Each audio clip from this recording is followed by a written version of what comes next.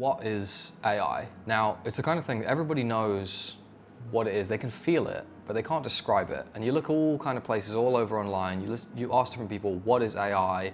And they'll give you some kind of silly definition, like it's making a computer like a human brain, or it's like ChatGPT.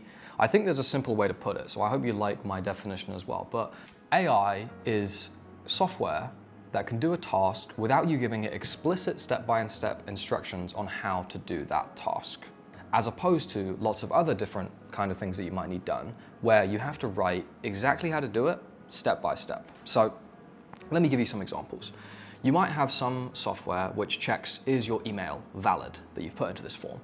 That kind of thing, you don't need AI for it, because the rules for how you check that are very simple. You just check, is there an @ and is there a domain at the end?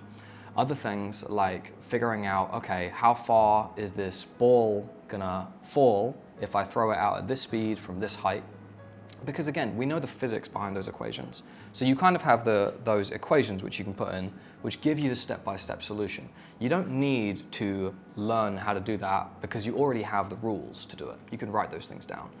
And there are lots of other things which are hard to explain, but easy to do. And these are the kind of things where AI is useful. It's things like, how do you drive? How do you speak? How do you analyze some data in a spreadsheet? How do you summarize a document? How do you translate between languages? All these things, a lot of them at least, are easy for us to do, but very difficult to explain step by step. And when you can't explain step by step, it means that you can't simply write down the code line by line that will do these things, which is why AI is the right approach to these kind of problems. You know, how does a robot walk? How does a self-driving car drive? How do we generate human realistic speech? These kind of things, AI is actually the only solution we know to address them.